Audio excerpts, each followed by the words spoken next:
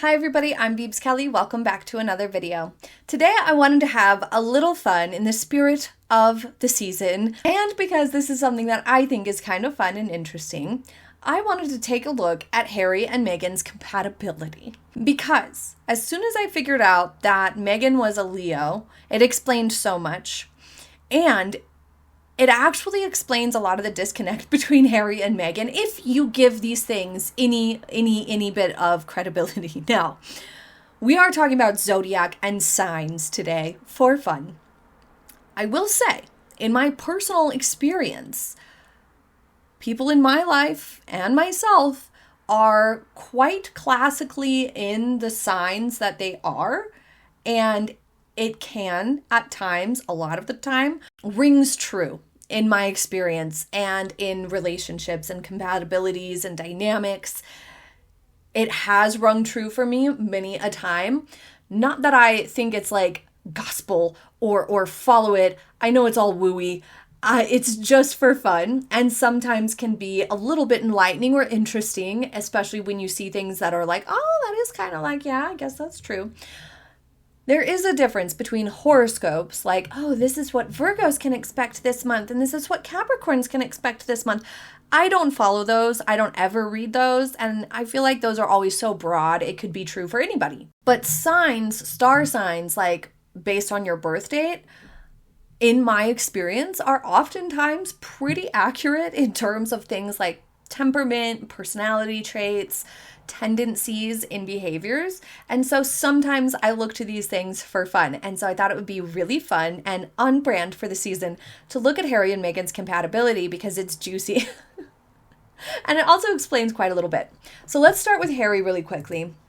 He is a Virgo, but he is a really late Virgo. He's in the last 7 days of Virgo, so he's a September Virgo. And if you didn't know, there's a huge difference between an August Virgo like myself and a September Virgo like Harry, especially a late September Virgo, meaning one around the 15th or later. And Harry's birthday is September 15th, so he is on the very tail end of Virgo, so he's a little bit of a different, less classic Virgo. Me, on the other hand, I am very stereotypically Virgo. And Meghan, born August 4, the year doesn't matter, folks. The year matters not with zodiac. Well, I mean, like it does if you get really deep, but I don't get that deep because, like I said, this is just for fun. But Meghan, August 4th is her birthday. She is a Leo, like a true Leo, a real Leo, big Leo. And it explains so much. But back to Harry. Late and September Virgos tend to be influenced a lot by Libras. They have a greater focus on relationships and a gentler, more social demeanor, and care a little bit more about optics. Socially inclined, where, their conversations and their dynamics with the people that they're around is something that they're a little bit more focused on. So, for example, they're on the cusp of Libra, so they tend to have a little bit of an overlap. So for Harry, you wouldn't look at just classic Virgo traits. You would look at Libra traits and Virgo traits and see where there's overlap between the two, and that would explain Harry much better than being like he's a Virgo, because he is within that cusp space. I think Harry fits the Libra a lot more because they tend to be a little bit more idealistic and are known for being pretty social, but they can have some challenges like being indecisive, lazy, and superficial. So you can see why I think that suits Harry a little bit more. They are often outgoing and friendly and enjoy being around others and use their charm to build connections. They tend to want to seek out justice, equality, and harmony. And so, for example, I think Harry's desire to be viewed as only positive in the press and have this perfect image in the press is a little bit of that Virgo side coming out, and his sort of laziness and proper execution of getting that and his combativeness are a little bit more of his Libra side, for example. Meghan, on the other hand, is a little less complicated because she is very much right in the middle of the Leo sign, so she has very classic characteristics. Listen to this. And the way I tend to look at zodiac and signs are that a lot of times they say things like, for example, they're excellent communicators or things like that. Communicating takes skill. Just because somebody was born at a certain date doesn't mean they have that skill. However, they may have a strong desire to be a good communicator and feel inclined to try to communicate really well, and thus might think that they're really good communicators, but in reality, they need more practice or more education to achieve that. But it is something that they kind of automatically care about, if that makes sense. And so, Leos just stereotypically tend to be confident, passionate, creative, and natural leaders. I do not think Meghan possesses those qualities necessarily, though, because they do take skill. For example, she definitely wants to be a leader, but she doesn't possess the skills to be a strong leader. But she certainly wants to be, and she's forceful in that desire. She thinks that she's creative, as ever. If that's her creativity, there it is, you know? And for her, within her context of her, self, then maybe that is super creative and feels super creative and fulfilling in that area for her. But it just doesn't have the taste that makes it good for the rest of us. And confident.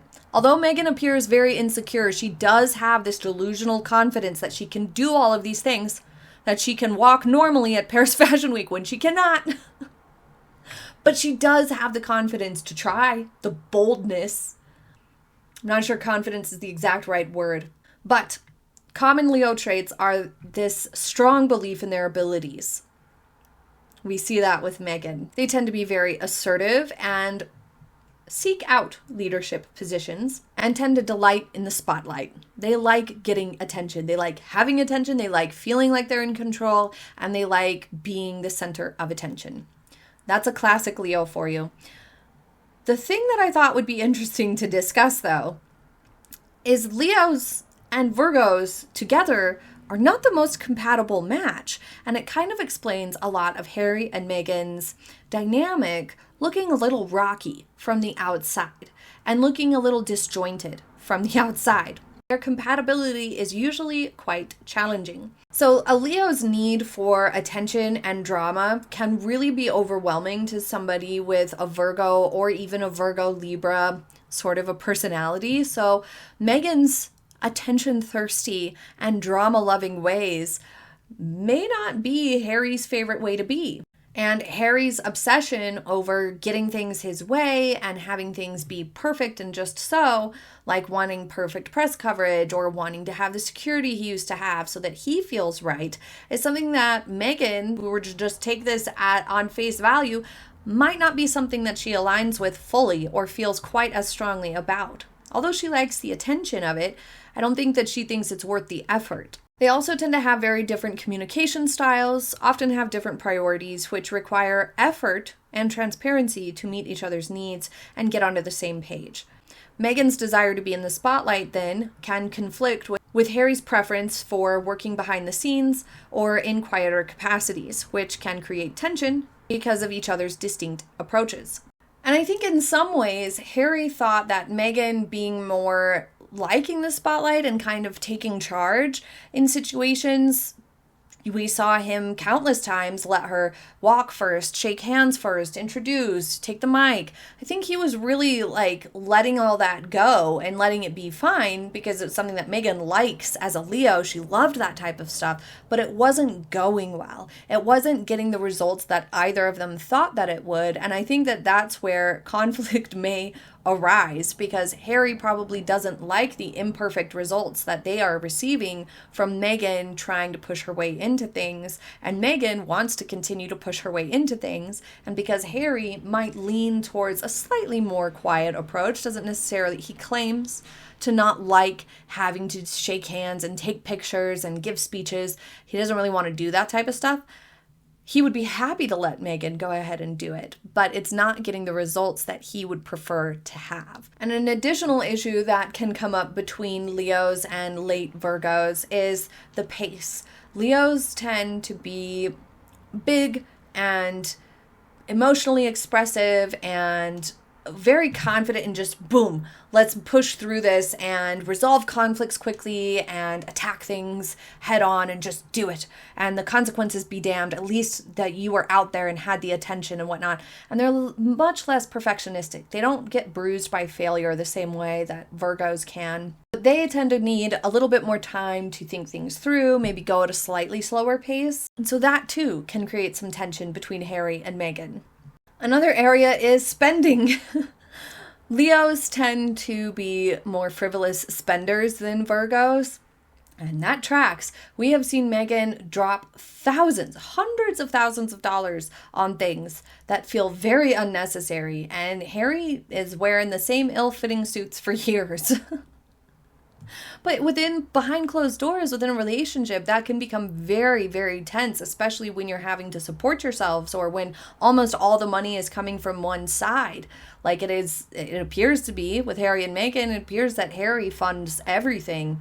And so having that disconnect there can also obviously be a bit of a challenge. Leos are so much more grandiose, and we see that with Meghan, that while Harry seems very pretentious as well, but Meghan seems to be so obsessed with like the labels and the fanfare is more what she's after, the more grandiose visuals of things than Harry is. Harry doesn't seem as worried about those types of things.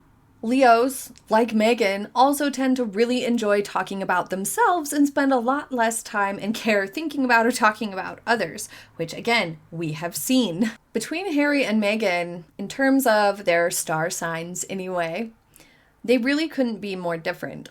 Leos are oftentimes categorized as some of the most outgoing signs, and Virgos tend to be a little bit more introverted, though Harry tends to do well in like one-on-one type situations, seems to be coming across more charming to people in one-on-one situations. Meghan always seems to be self-centered, whether it's big or small context, whether she's talking to a lot of people or just one person, it's still very self-centered all the time, consistently through. Harry's a lot more one-on-one, able to connect in more quieter ways. Leos tend to be more spontaneous and impulsive, and will oftentimes step up as the spokesperson. Because they are so different, they run the risk of annoying one another. Leos tend to infuse extra drama into every moment and be very me-focused, whereas Virgos will try to be of service to others. Leos need a lot of compliments and reassurance and to feel like they have your attention. The claw, anyone? In compatibility here, in the star sign compatibilities, Virgos have to work extra hard to make sure the Leo feels like it's getting enough attention from you to stay calm. So I definitely think Meghan is super classic Leo. She has so many of those traits. We can see evidence of those traits in her public-facing situations. So it's easy to assume that they probably carry over behind closed doors as well, and can explain some of the disconnect that we see between Harry and Meghan. And sometimes Meghan just has that fixed smile and is just enjoying being in the spotlight, and Harry looks miserable. It might just be part of their star signs not being perfectly compatible. The ideal match for each of these people is not each other. You know what I mean? Like, the ideal match for a Leo is an Aries or a Sagittarius. And the ideal match for a Virgo tends to be a Taurus or a Capricorn. And for Libras, because Harry's kind of on the cusp, their ideal match is Aquarius and Gemini. So as you can see, Meghan is not with her ideal zodiac match, and neither is Harry. Not that that matters much, but kind of fun to think about, kind of funny to see some of those examples come through in the public sphere from what we have seen. Leave your thoughts in the comments. I hope you enjoyed today's silly, fun little video for this week. I hope you have a fun holiday, and I hope you have a happy day ahead. I'll see you next time. Bye.